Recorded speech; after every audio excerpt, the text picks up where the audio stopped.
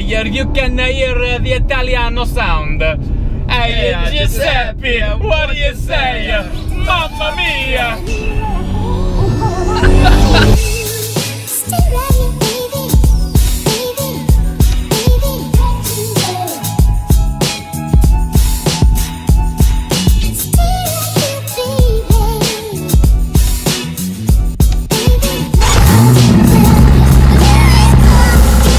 Buongiorno from Monteregione, Italy, where I have come to an absolutely stunning courtyard in a medieval fort to pick up the new GTC4 Lusso T with Shmi 150.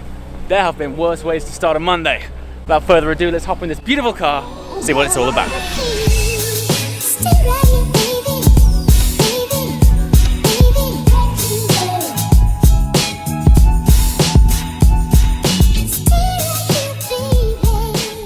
The first thing for me, and I can't imagine what it's like for both of you guys spending time around the FF, is upon starting it up and even, you know, the first depression of throttle, hearing what sounds like a California T. It does sound very California T. Last night in the presentation, they were, you know, telling us all the stats and figures and torque curves and things like that. And one of the things that I did pick up on was how they were pitching this as having more lower down response than the V12, and I can confirm this thing is nippy down low.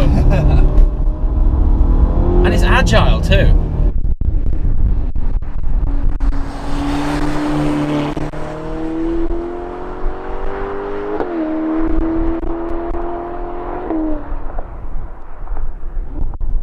The handling of this is fabulous. It is, you know, it flows. You would never think you were in a car this size. And also, I'm not sure if it's the four-wheel steer that's helping disguise its mass too, but it feels light. It feels quite a light car. You know, I'm comparing it with the F12. You're not sat as far back either. So even though this is a front engine car, every time I get in the F12, I look down that bonnet and think you could land an aeroplane on that thing. It's so ridiculous. But this, it doesn't feel like that. I feel more on the nose. Yeah. And when we lifted the bonnet up earlier, it's amazing how far back they've pushed that engine. It really is a sort of mid-front mounted. But the other thing, it's still got things like carbon ceramics. It's still got like it's loaded up like a Ferrari sports car should be. The sound is a really interesting one because obviously Tim and I have been in the FF a lot recently, and for you it must be weird. You get used to the V12 sound, and this feels very much like an FF still, but with a completely different soundtrack. It's almost an uncanny Which is so odd, right? It's so strange.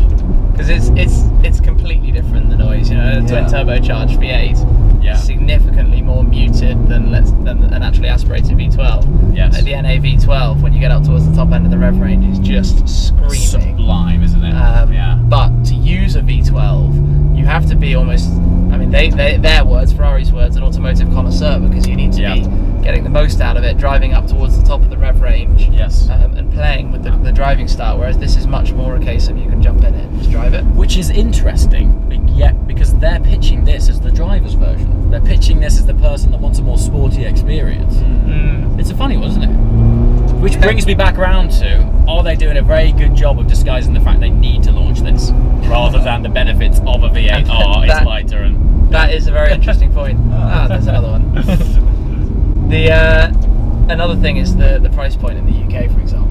Yes. This car is £36,000 cheaper than the V12. Now that sounds a huge amount, and it is, but in the realms of Ferrari buyers and the way that they spec these cars, if you're putting 60 grand of options on a car, do you really care? Literally, I mean, you know, that sounds stupid, but that is before options. So by the time you've spec'd one of these up, you're not too far away from a V12. Now I know you've got to then put spec on top of the V12. They did make the point that the base spec on this is identical to the V12, and the options are all exactly the same. So whatever you would have spent on the V12, you spend on the V8 as well. So that's why I'm thinking this is probably more of a market-specific car rather than a...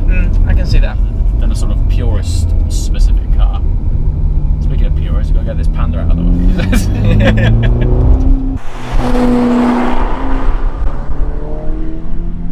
So as we're taking our time on this slow bit of the journey through this rather tranquil town, I'm going to take the time to show you a little bit about the new passenger side display. Now in the F12, it was only a display to pretty much scare the passenger as to how fast you were going. You couldn't really interact with it so much. But on this one, the passenger can actually control stuff. So if a driver doesn't want to take his eyes off the road and change the soundtrack or play with the sat-nav, passenger's able to interact with it right here. Swipe, turn list, all sorts of things. Not that, as Tim mentioned quite rightly earlier, not that the main screen is too far away for you to interact with, but they've gone and put 2 touchscreens here. But the main thing is that the passenger side display is actually interactive and works rather than just passive. Also, when Tim adjusts the Manettino, like so, you can see it change on the passenger side in real time. Anyway, we just arrived to our lunch stop, and I think Tim's gonna go off and you're gonna do some more filming, and I'm gonna indulge on some fine Italian chow.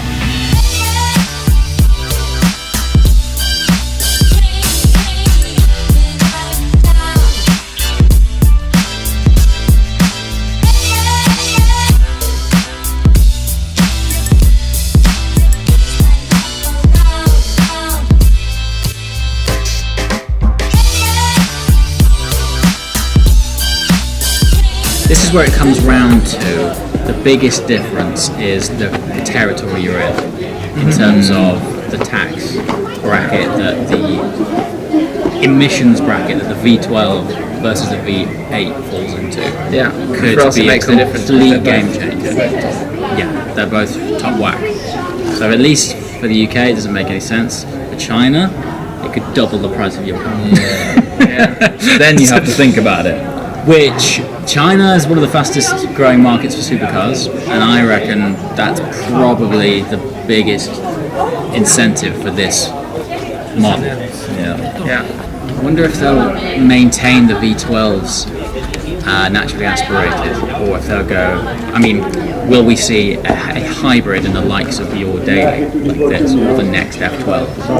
What I wouldn't want is a V8 turbo F12. No. That's it. Yeah. And it's. Don't you think will there be an superclass for the V8? Hope not. Unless it, and if they do, that solidifies what we're talking about here. It's totally for a different market. Yeah. It would be the 708.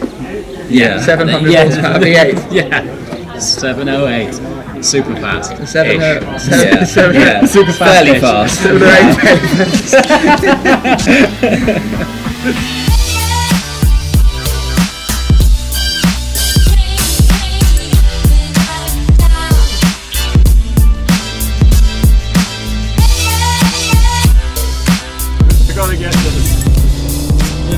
Me embracing the Giuseppe mood when in Italy. Hey, the most flamboyant gear shift in the land.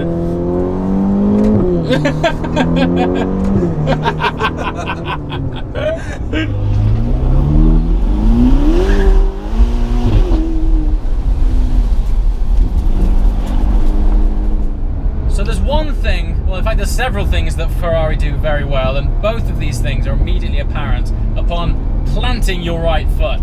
Now the gear shifts in these are fabulous. So back home my, I guess, daily driver is an RS6, and for all of its wondrous characters and daily usability, I'm still crying out for a gearbox that is as good as this in a daily application. These boxes are typically reserved for a sportier driving environment and driving feel, and God, when you use it, it is absolutely rapid, and it does really slam those gears home.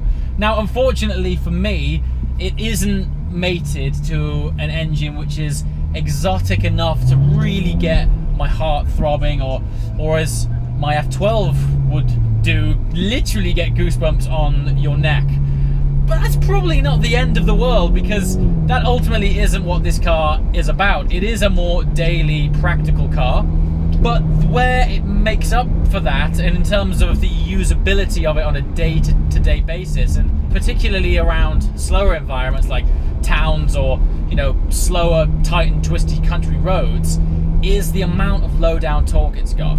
Now, this is third gear, 3,000 RPM. There's a surge of it. There's a surge of torque, and you know, for all of its 610 horsepower and for everything that I missed in a sort of higher revving, naturally aspirated engine, in real world, day-to-day usability, which this car is for, you're going to be more thankful for that low-end torque, for sure.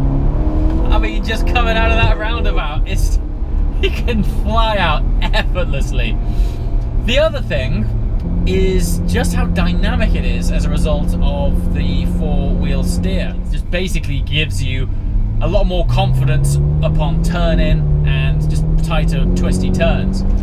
Now, in this particular car, when you mate that transmission with that torque and the four-wheel steer, what you're getting is a driving experience that doesn't look like, quite frankly, it should come from a car of this size. Let's check this out. Let's do the shift. Look how fast that is. Absolutely instant. And, you know, that's because ultimately, while this is a practical car, it's developed by a company that in its very core is all about a sportier drive. It has to have that inherent sports car DNA. Okay, it's probably not as practical as it could be. Space in the back, it's more of a 2+2. It is a four-seater, and you can easily fit 4 people in, but I don't think you'd want to do a really long journey in the back there. It's more for taking your friends and family to the pub. Okay, it does have a lot more practicality than take my F12, and I think as a daily proposition, it's very, very nice. However, me personally, I'd still opt for the V12, and this comes down to one word. Let's go for 2 words: soul and emotion. I'm not taking anything away from this engine. It's fantastic. But when I'm buying a Ferrari, I want it to just be so visceral and full of energy that when I plant that foot, you almost brace yourself for the sensory impact. And this engine really isn't doing it for me. As Ben said earlier, it's like the neighbours playing your favourite soundtrack next door. You can hear it, but you're not quite getting the full effect. And I think that for all of this thing's merit, I can't help but think that it was developed for market demands rather than customer demands. And what I mean by that is, it's not that the market is necessarily crying out for a thumping V8, it's that due to emissions that we're gonna unfortunately have to downsize and make something which is more available to markets where taxes will just, well, quite frankly, hit you in the ass. Anyway guys, that was a brief overview of my first experience in any GTC4. It just so happens that I've driven the V8 first. Hopefully I'll get to drive the V12 soon, and yeah, I'll be there to take you along that journey. As always, thanks for watching. See you next time. Ciao!